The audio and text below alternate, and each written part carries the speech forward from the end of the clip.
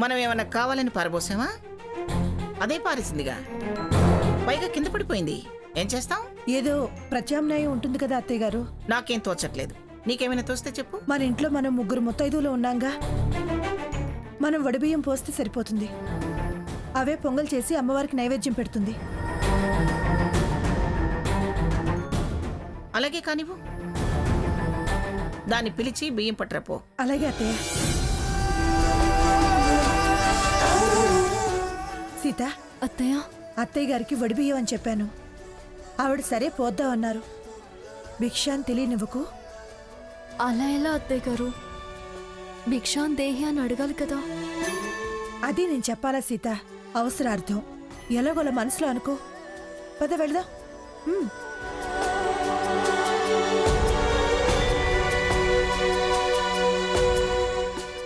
పెద్ద ముత్తైదువు, ముందు మీరే వండింపండి అత్తయ్య గారు. భిక్షాన్ దేహి అమ్మమ్మ గారు.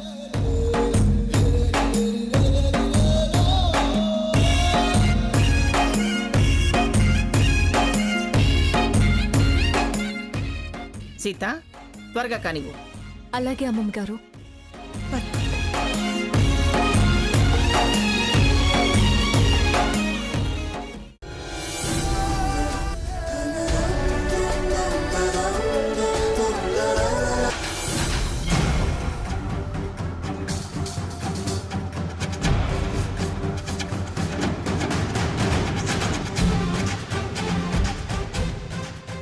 అత్తయ్య గారు చాలా రిస్క్ తీసుకొని ముందు భిక్షగా అమ్మమ్మ గారి చేత పెట్టించారు. పర్వాలేదమ్మా. ఇక స్వర్ణ నేను కూడా పోస్తాం. స్వర్ణ, స్వర్ణ, ఏంటత్తయ్య? అక్కకి ఇద్దరం కలిసి వడిబియ్యం పోద్దాం. ముందు మీరు పోయండి అత్తయ్య గారు.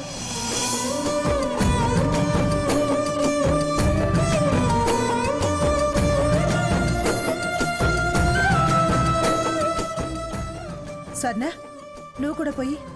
సరే అత్తయ్య.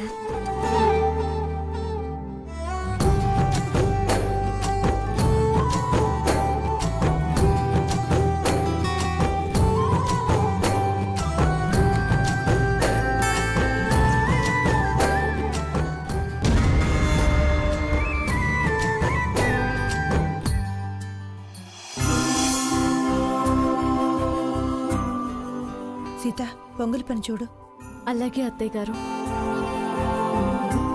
ఏమిటి సీత, పొంగల్ చేస్తానన్నావు, ఇంకా ఇక్కడే ఉన్నావేమిటి? వెళుతున్నాను అమ్మమ్మ గారు. ఇదిగో స్వర్ణ వచ్చి ఏదో మాట్లాడుతున్నాను. రే రఘురాం, ఏమిట్రా పూలు? ఇవి ఇందాక గుడి నుంచి వస్తూ కొన్నా. సీత, అమ్మవారికి పెట్టు. అలాగా, సరే సరే. సీత, ఆ పూలు తీసుకెళ్ళి అమ్మవారికి అలంకరించి దండం పెట్టుకుని పొంగలి చేయి. అలాగే అమ్మమ్మ గారు.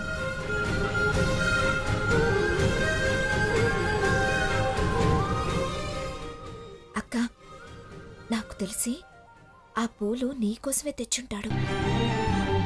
ఆ ముసలావిడ గర్దించేసరికి అమ్మవారికి అన్నాడు బావ. తప్పే, అమ్మవారికే తెచ్చుంటాడు. పిచ్చిమాలో కనివి నువ్వు. ఈ పూజలు వ్రతాలు సంసారాన్ని చక్కదిద్దవు. మొగుళ్ళని చేతిలో పెట్టుకుంటేనే దరిచేరుతాయి.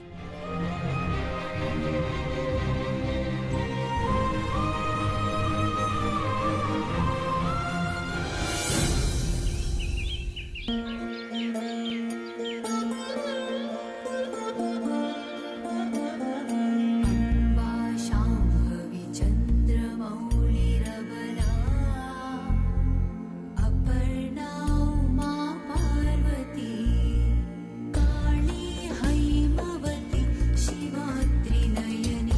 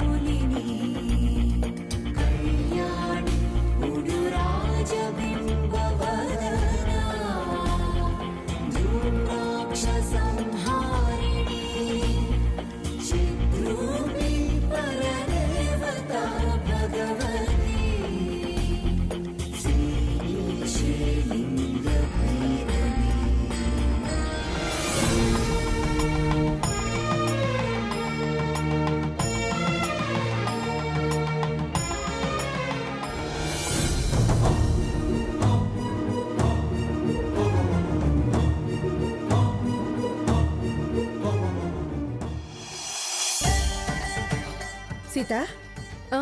నన్ను ఏమైనా సాయం చేయమంటావా? అత్తయ్య గారు అన్నీ స్వయంగా చేయాలని ఉన్నారు కదా, అందుకని నేనే చేస్తానులే.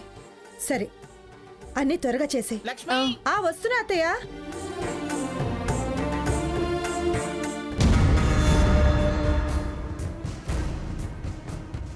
ఎవరు లేరేంటి?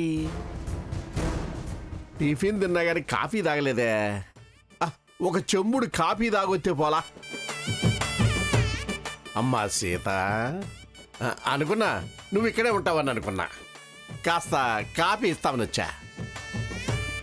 అలాగే బాబాయ్, నువ్వు వెళ్ళి హాల్లో కూర్చో, నేను చేసి తీసుకొస్తాను. పర్వాలేదులమ్మా, ఇక్కడే ఉంటా. ఎందుకు బాబాయ్, నేను తీసుకొస్తానుగా, నువ్వు వెళ్ళు. స్టవ్ మీద ఏంటమ్మా? పొంగల్ చేస్తున్నాను బాబాయ్. పొంగలా? అయితే కొంచెం మిరియాలు ఎక్కువ తగిలించమ్మా. అమ్మవారికి నైవేద్యం పెట్టాలి, మిరియాలు వేయకూడదు బాబాయ్. ఏమ్మా? ఏ అంటే నాకు ఏం తెలీదు, అలా అంటారంతే.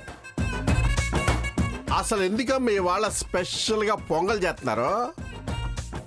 దేవి నవరాత్రులు బాబాయ్, ఈరోజు ఆఖరి రోజు.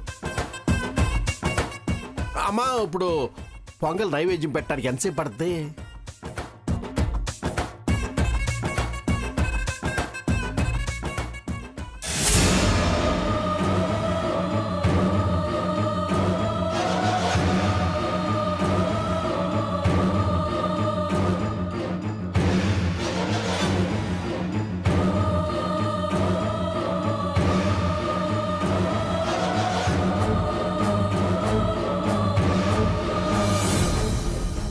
అమ్మో, అమ్మ సీత, సీత, అమ్మా, అమ్మా స్వర్ణ, అమ్మా లచ్చమ్మ, అయ్యా జగన్నాథ్ గారు, అయ్యా చంద్రబాబు గారు, అయ్యా పెదబాబు గారు, సీతమ్మ పడిపోయింది. ఇక్కడ సీతమ్మ పడిపోయిందండి.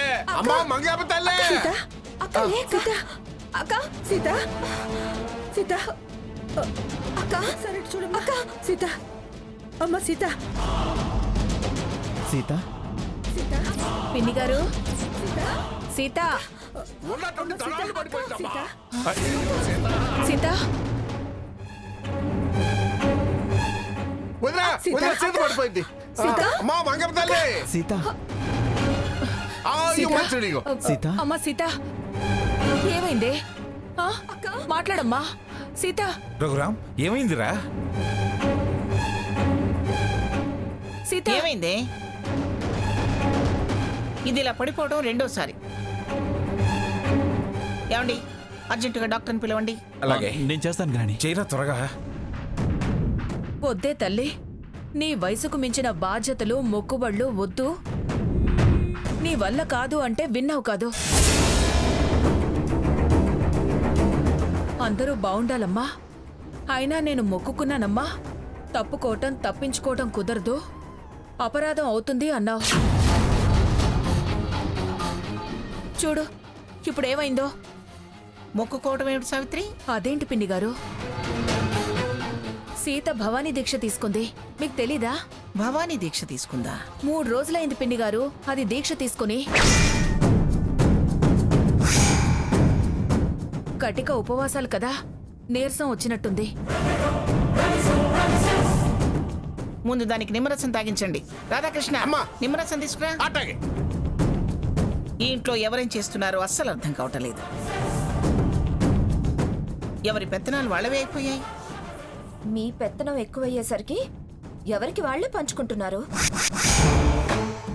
సమయం సందర్భం చూడకుండా ఏంటే స్వర్ణ ఇప్పుడు ఆ మాటలు అవసరమా? దీనికి ఆ మాత్రం బుద్ధి ఉంటే ఇంత దాకా ఎందుకు వస్తుంది?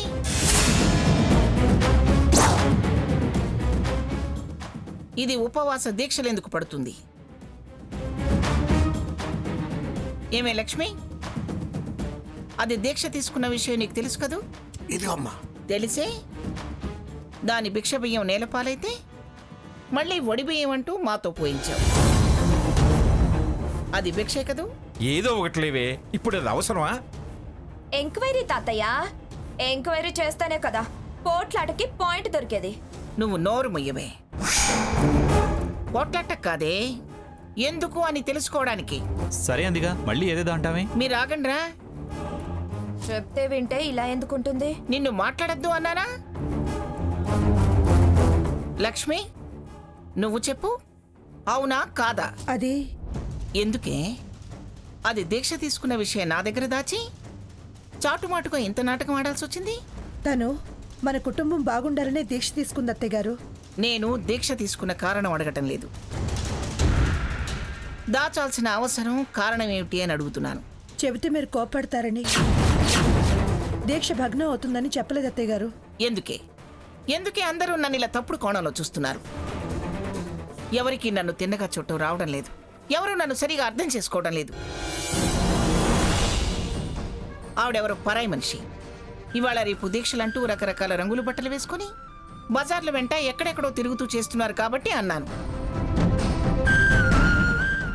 అలా అని మన ఇంట్లో వాళ్ళే దీక్ష పడితే నేనెందుకు కాదంటాను?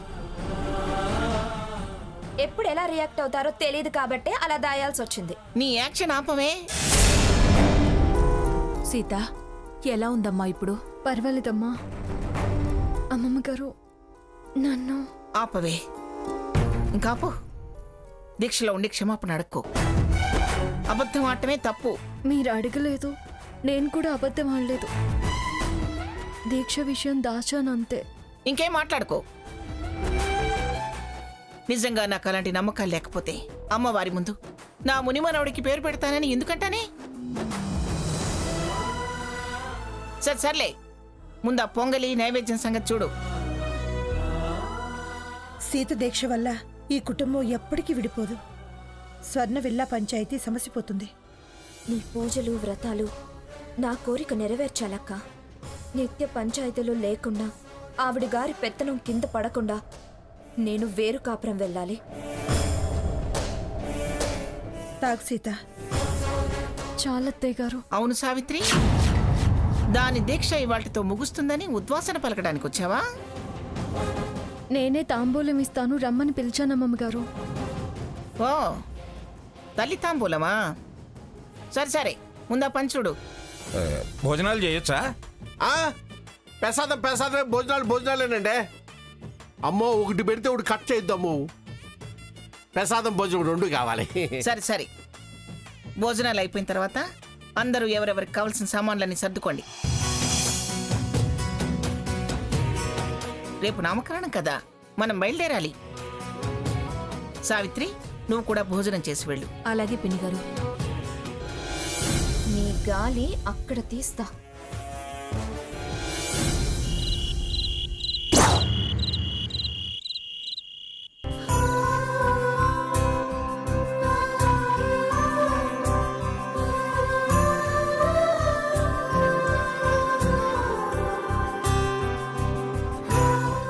సీత, బారసాలకని నీకు నానమ్మకి పిన్నికి స్వర్ణకి చీరలు తెచ్చాను. నువ్వు చీరలు తీసుకొచ్చావా? నీకు చీరల సెలెక్షన్ కూడా తెలుసా? నీ సెలక్షన్ తెలిసిన వాడికి చీరల సెలక్షన్ తెలీదా? నన్ను సెలెక్ట్ చేసుకోవడం రాంగ్ ఏమో. ఏంటి సీత ఆ మాటలు? కరెక్ట్ అయితే ఈ డిఫరెన్సెస్ మన మధ్య ఎందుకు చోటు చేసుకుంటాయి? ఇవి మన మూలంగా మన మధ్య భేదాభిప్రాయాలతో వచ్చినవి కావు. నీ చెల్లెల వల్ల వస్తున్నాయి, తన ఇర్రెస్పాన్సిబిలిటీ వల్ల వస్తున్నాయి. ఆ మాటే వద్దు. ఊరికే దాన్ని పిన్ పాయింట్ చేయొద్దు. ఒక్కసారైనా మీ తమ్ముడిది తప్పు, మీ నాన్నమ్మది తప్పు అని అనవే. నేనేం వాడిని సమర్థించడం లేదు. చాలాసార్లు వాడి తప్పని ఖండించాను, కేకలేశాను, చివరికి చెయ్యి కూడా చేసుకున్నాను. నానమ్మది మాత్రం స్వర్ణ యాక్షన్కి రియాక్షన్ అంతే. తను చాలా ప్రిన్సిపల్డ్. భయపడేలా ప్రవర్తించడం ప్రిన్సిపలా? మన దగ్గర తప్పు లేకపోతే భయపడాల్సిన అవసరం ఏంటి? నేను దీక్ష తీసుకుని చెప్పలేదు, అది కేవలం భయంతోనే. అంటే దీక్ష తీసుకోవడం తప్పంటావా? ఎవరినో అన్న మాటలు నిన్ను అంటుంది అనుకున్నావు. క్లియర్గా తన బిహేవియర్ని అర్థం చేసుకోలేదు. అయినా మరి ఆ విషయం నాతోనూ చెప్పలేదు కదా. నేనంటే కూడా భయమా? నువ్వు మీ నాన్నమ్మకి చెప్తావని భయం. Total misunderstanding. సరే, ఆ విషయాలు వదిలే. తేలిగ్గా వదిలేసే విషయాలు కావు. అంటే వాటి గురించే చర్చిస్తూ మనం ఎడమెడంగా ఇలాగే జీవితకాలం ఉందామా? అది నీ మీద, నీ ప్రవర్తన మీద ఆధారపడి ఉంటుంది. దీక్ష తీసుకుంది అందరం కలిసి ఉండడానికే అని ఇందాకే సంతోషపడ్డావు. ఇదే నా కలిసి ఉండడం. మార్పుని ఆహ్వానించాలి సీత. నువ్వు తీసుకున్న దీక్ష సత్ఫలితం ఇవ్వాలంటే ఒకవైపు నుంచే పశ్చాత్తాపం ఆశించకూడదు. పరివర్తన ఇరుపక్షాల నుంచి ఉండాలి. అప్పుడే దూరం దగ్గర అవుతుంది. ఈ చర్చలు, వాదనలు మంచి ఫలితాలు ఇవ్వవు. పంతాలు, పట్టింపులు పెంచుతాయి. దయచేసి అర్థం చేసుకో. వాడి నామకరణ వాడికి ఓ గుర్తింపునిస్తుంది. అదే శుభముహూర్తంలో మనల్ని మనం గుర్తించుకుందాం, మార్పును ఆశిద్దాం. ప్లీజ్ సీత, ఈ భేదాభిప్రాయాలు మర్చిపోవడం మంచిది. ఇదిగో ఈ చీర నీ కోసం ఏరి కోరి తెచ్చాను, తీసుకో. ఇదిగో ఇది స్వర్ణకి. ఇవి నానమ్మకు పిన్నికి ఇచ్చొస్తాను. తప్పంతా నాదే అన్నట్టు మాట్లాడుతున్నాడు.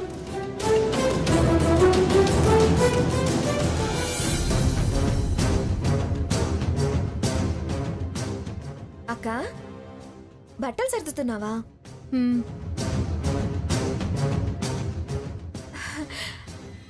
అబ్బా, ఈ చీర ఎంత బాగుందో. ఎప్పుడు కొన్నావక్క? ఆ చీరని నేను కొనలేదు, బారసాలకని రఘురాం తీసుకొచ్చాడు. అందులో ఒకటి నీకే.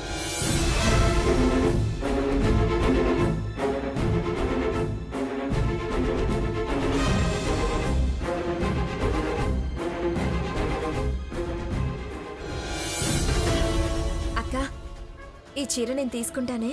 నీకే అన్నాను కదా, తీసుకో. బావికి సెలెక్షన్ బాగా తెలుసక్క. వస్తానక్క. హ్మ్.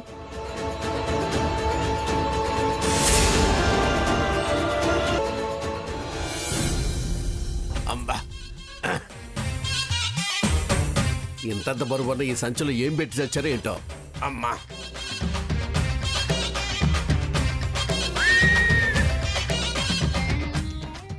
సాకేత్, సీత, రఘురామ్, రండి రండి, త్వరగా రండర్రా, టైం అయిపోతుంది, త్వరగా వెళ్ళాలి. నేను ఎప్పుడూ రెడీ అయ్యాను మంగా.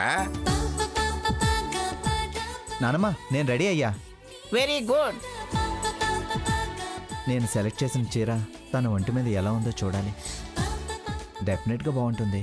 వస్తున్నాను అమ్మమ్మ గారు. నేను రెడీ అత్తయ్య గారు.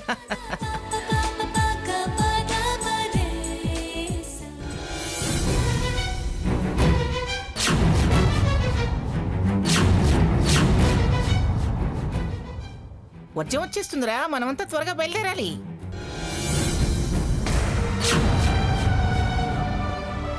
నీ కోపం ఎలా ప్రదర్శిస్తున్నావా సీత? ఎంతో ప్రేమతో నీకని తీసుకొచ్చిన చీర స్వర్ణకి ఇచ్చేస్తావా? ఇక బయలుదేరండి. సీత, నువ్వు ఎదురురా. నేను ఎదురొస్తా అనలేదు, ఎందుకో రక్షించింది.